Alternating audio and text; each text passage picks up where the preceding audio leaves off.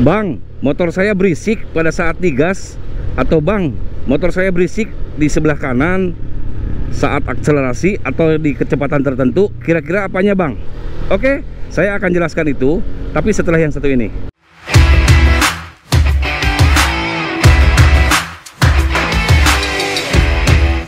Oke semuanya, balik lagi dengan saya Denny Gunawan, motovlogger ramah lingkungan dan tanpa pemanis buatan. Seperti biasa, sambil berangkat kerja, sambil sharing, sambil menjawab pertanyaan dari subscriber, terutama yang punya kasus motor NMAX berisik ya, atau motor Yamaha lainnya, atau motor lain lah. Karena berisik itu mirip-mirip sih sebenarnya, cuman beda merek aja. Aduh, bentar. Ini belokkan dulu. Saya mau ke arah Kecamatan Pleret, di Yamaha Arena Pleret, Citeko ya, deket Cirata. Kalau kalian kebetulan ke arah sana, boleh silakan mampir. Jadi salah satu metode untuk mencari sumber berisik ya, diawali dari situ. Nah, di sini juga kalian akan menemukan kualitas bengkel ya, seakurat apa analisanya, sehebat apa analisanya. Karena kalau yang namanya nyerpis kadang-kadang nggak ketahuan nih. Motor bagus diservis, dibersihkan, di setel-setel sedikit gitu, mungkin nggak akan ketahuan nih bengkel ini kualitasnya seperti apa. Tapi ketika ada masalah, nah baru kita bisa tahu bengkel ini kualitasnya seperti apa, terutama bunyi-bunyian ya. Untuk mencari metode untuk mencari sumber bunyi dulu dari awal, dari situ aja udah ini ya, udah bisa kelihatan. Nah untuk terutama ya, mau ke bengkel umum, bengkel resmi, silakan sih, tergantung selera. Kalau bisa sih ke langganan. Untuk ke bengkel resmi biasanya langsung ke mekanik. Jangan, saya tidak menyarankan itu. Saya sarankan kalian datang dulu ke bengkel resmi. Kalau ke bengkel resmi, nah kalau ke bengkel umum udahlah terserah lah gitu ya. Kalau yang ke bengkel resmi, datangin dulu chip mekanik atau kepala mekaniknya. Oke, setelah datang ceritakan seperti apa sedetail-detailnya, kapan bunyinya atau gimana. Terutama nih ya, yang sering nanyain ke saya, bang, kalau di kecepatan tertentu, kalau di putaran tinggi ada, atau di putaran bawah ada, atau akselerasi ada, atau lagi diem ada, tanyakan dulu atau ceritakan dulu ke chip mekanik ya. Kalau kebetulan bunyinya misalkan di kecepatan tertentu harus sambil maju, ingat, kalian harus coba dulu motor boncengan sama chip mekanik. Karena sering kejadian nih, si pemilik motor cerita, bang motor saya bunyi sini. Nah tiba-tiba chip mekanik atau mekanik, oh iya udah saya tahu itu. Nah kadang-kadang miss di situ. Kalau udah miss di situ, udah kesananya udah salah aja, salah kaprah aja ya. Ya bisa mungkin kalau kebetulan mungkin ketemu, tapi rata-rata sih seperti itu, gak ketahuan. Jadi minta dibonceng. Mau dua ini aja. Pertama, kalian sebagai pemilik motor yang bawa, si chip mekanik suruh dengerin di belakang dibonceng. Biar akurasinya sama, coba kalian tuker, kalian dibonceng, si chip mekaniknya suruh bawa. Nah, jadi cara ngegasnya seperti ini. Bunyinya di kecepatan tertentu sambil dengerin ke bawah salah satu yang dibonceng ya. Nah, di situ nanti akan dikalibrasi ya, disamakan persepsinya dulu. Yang mana yang bunyi? Oh, yang itu tuh, yang coba dicobain lagi. Misalkan kecepatan 30 ada bunyi, bener-bener harus ketemu dulu di situ. Kalau belum ketemu di situ, jangan coba-coba diservis atau dibongkar. Karena apa? Karena nanti bingung. Apalagi kalau udah berhenti dibongkar, bingung yang bunyi yang mana. Nah, bisa ketemu, bisa, cuman harus diganti banyak. Kecuali memang udah rusak semua ya. Maksud saya gini, jadi biar sama dulu yang dimaksud bunyi tadi itu yang mana. Karena sering kali ini nih, itu bedanya di situ tuh, cara menganalisisnya ya. Disamakan dulu, oh tuh bunyi yang itu. Nanti setelah selesai dicoba lagi sama, gimana sekarang bunyinya hilang atau gimana. Nah itu salah satunya yang wajib dilakukan. Itu yang kadang-kadang juga, mohon maaf nih, so tahu, oh iya tahu itu mau bunyi, apalagi yang seperti ini. Biasanya pemilik motor kan hunting-hunting dulu tuh di grup Facebook, di grup-grup komunitas motor tuh, di mana tuh nanya ke temennya. Nah itu boleh-boleh saja, tetapi jangan 100% dipercaya. Oh motor saya bunyi, oh kemarin juga saya panbelnya ganti. Ya ikutin ganti panbel, datang ke bengkel, Pak panbelnya ganti, ternyata masih bunyi. Nah jangan sampai nyalahin bengkelnya, karena kan itu request. Harusnya diceritakan dulu, Pak saya tuh bunyi, saya udah ngobrol sama temen pernah ganti ininya itunya. Itu karena kadang-kadang beda juga kasusnya, bunyinya motor kita dengan bunyi motor teman kita. Apalagi kalau nanya di grup Facebook misalkan, Bang motor saya bunyi di kecepatan tertentu, kira-kira apanya? Ada yang jawab dari rollernya, ada yang jawab dari pulinya, ada yang jawab dari panbelnya, ada yang jawab dari rocker arm, ada yang jawab bearing noken as, ada yang jawab seher, ada yang jawab ring seher, ada yang jawab bloknya, ada yang jawab dari magnetnya, ada juga yang jawab dari stang seher, dari bearing kruk as. Karena memang dari tensioner, karena memang itu yang sering bunyi. Makanya kalau konsultasi dengan saya ditanya, Om motor saya bunyi anu kira-kira apanya? Ya saya pasti sebutin semua itu. Karena apa? Yang paling benar untuk analisa masalah bunyi-bunyian adalah di motor. Atau ada yang kirim video via DM Instagram ke saya, Om kira-kira apanya? Susah. Karena kalau di handphone speakernya kan di satu sisi, jadi saya nggak bisa ini dari depan atau dari belakang atau dari mana. Saru gitu, kalau di handphone itu saru ya. Yang paling benar adalah kalian dengarkan langsung di motor, di motornya langsung gitu. Kalau memang bunyinya pas maju ya dengarkan sambil boncengan, kalau sambil berhenti ya bisa sambil berhenti gitu loh.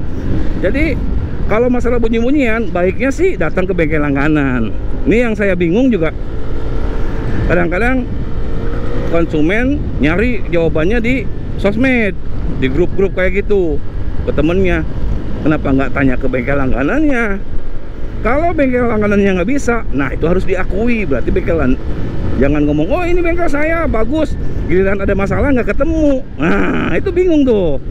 Berarti ya mohon maaf nih kurang bagus, sebut saja kurang bagus gitu kan. Karena ketika motor ada masalah baru ketahuan kualitas bengkelnya gitu kan. Kalau masalah merawat mah ya hampir rata-rata bisa ya. Meskipun kadang-kadang dirawat malah jadi rusak, ada kayak gitu. Tapi rata-rata sih harusnya bisa kalau merawat, membersihkan dan lain-lain. Kadang-kadang juga ada yang habis servis malah jadi nggak bisa langsam, ada yang jadi berebet, ada yang macam-macam lah ya. Nah itu harus diakui. Kalau memang bagus ya bagus, kalau jelek jelek gitu kan. Komplain dulu ke orangnya, ke yang servisnya gitu. Jangan ketika udah servis nggak bagus malah koar-koar di sosmed. Bukannya malah bagus, malah bingung nanti. Ya kayak gitu. Kalau orangnya nggak bertanggung jawab sih silakan. Kan yang namanya pekerjaan orang ada yang ya tidak semua sempurna lah ya. Paling tidak ketika ada masalah, bengkel yang bagus akan menerima hasil dari pekerjaannya. Misalkan biasanya garansi seminggu. Kalau ada apa-apa di seminggu itu, kita bisa balik lagi. Aduh ini nggak enak, balik lagi, Bang ini ya masih ada misalkan bunyi atau gimana. Terutama yang bunyi-bunyian ya. Kalau harus diganti dengan part yang mahal, yang lumayan harganya gitu ya. Misalkan wah ini harus diganti nih kruk asnya, harus diganti ininya. Coba tanya, bisa ngasih garansi nggak kalau diganti ininya hilang suaranya gitu loh. Jangan sampai nanti ketika diganti ininya, oh itunya ternyata ininya juga kena, ternyata ininya juga kena, merebet ke yang lain-lain. Itulah kenapa servis motor jadi merembet.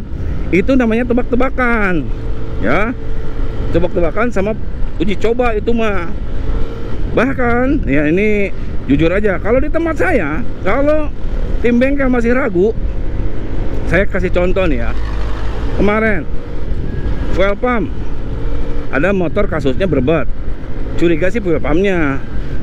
Nah, dicek alatnya memang agak lemah, tetapi apakah yakin ini atau enggak? Jujur aja di tempat saya sampai tuker dulu dengan motor saya. Coba ditukar pakai dulu. Sopot motor saya dipasangin setengkinya. Oh ternyata benar, ketika diganti pakai fuel pump saya, motornya bagus. Baru kita, soalnya harganya kan sekitar berapa, 800 sekian gitu ya, atau 900an gitu ya. Kan kasihan kalau bukan itunya gitu. Di tempat kita sih sampai melakukan seperti itu, dicobain dulu dengan motor yang ada gitu. Karena ketika sudah beli kan nggak bisa balik lagi tuh. Jadi kalau bengkel bertanggung jawab harusnya seperti itu. Dicoba dulu pakai motor lain, bisa pakai punya temennya atau punya tim atau punya siapa, bener nggak itunya gitu. Ada kasus lagi, wah ini kata di bengkel anu throttle bodinya harus diganti. Ya throttle body kan nggak murah ya, kalau diganti ternyata masih tetap seperti itu kan kasihan juga tuh. Ya kalau kita mah bengkel nggak apa-apa ya, cukur-cukur aja dibeli, cuman kan kasihan juga kalau bukan itunya. Artinya gini, ya habis gede pun kalau memang penyakitnya hilang sih nggak apa-apa, mungkin orang puas gitu. Nah itulah salah satu keunggulan di bengkel saya. Kita ketika ada menyarankan lalu ini yakinnya misalkan persentasenya masih ada keraguan, kita coba dengan motor yang ada bener atau enggak gitu. Nah harusnya bengkel-bengkel yang lain pun seperti itu. Kalau kita main, oh kayaknya ini ya beli, aduh main gampang aja kayak gitu, aduh kasihan. Makanya kadang-kadang juga saya sering nemuin habis gede di bengkel orang, datang ke bengkel saya, dia komplain, oh kok mahal om, padahal dia udah habis gede di bengkel lain gitu. Di bengkel lain habis gede nggak selesai, di bengkel saya udah pasti nih obatnya ini sampai tadi seperti tadi di tuker pakai dulu, misalkan fuel pumpnya salah satunya contohnya gitu ya. Oh udah jelas pakai fuel pump saya, tankinya ditukerin, misalkan dicoba dulu bagus. Masih nanya, kok mahal om? Wah, padahal di tempat lain misalkan harga fuel pump di tempat saya misalkan 800-900an misalkan.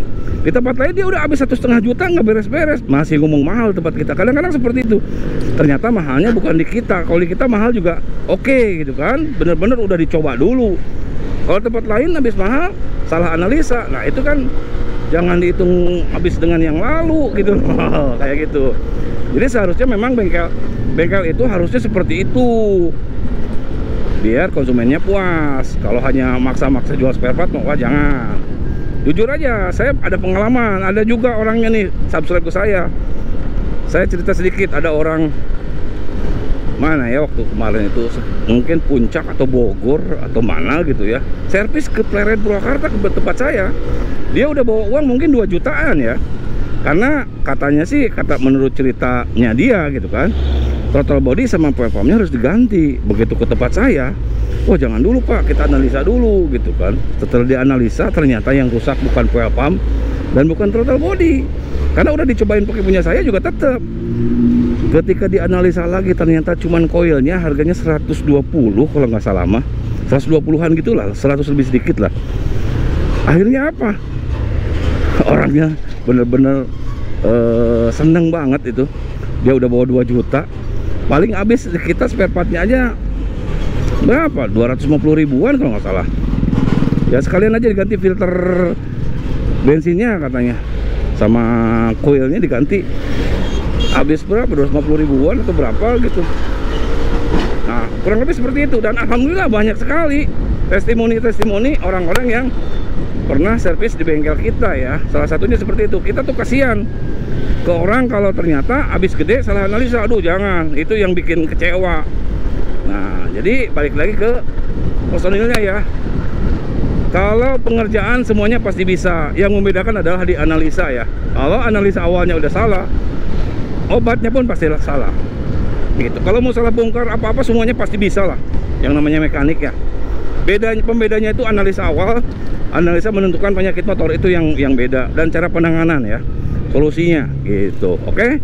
Nah mungkin itu aja dulu, ngevlognya segitu dulu. Kalau ada pertanyaan, sekali lagi tadi metode mencari sumber bunyi, contohnya seperti itu ya metodenya. Oke, jangan lupa subscribe untuk informasi selanjutnya. Bye bye.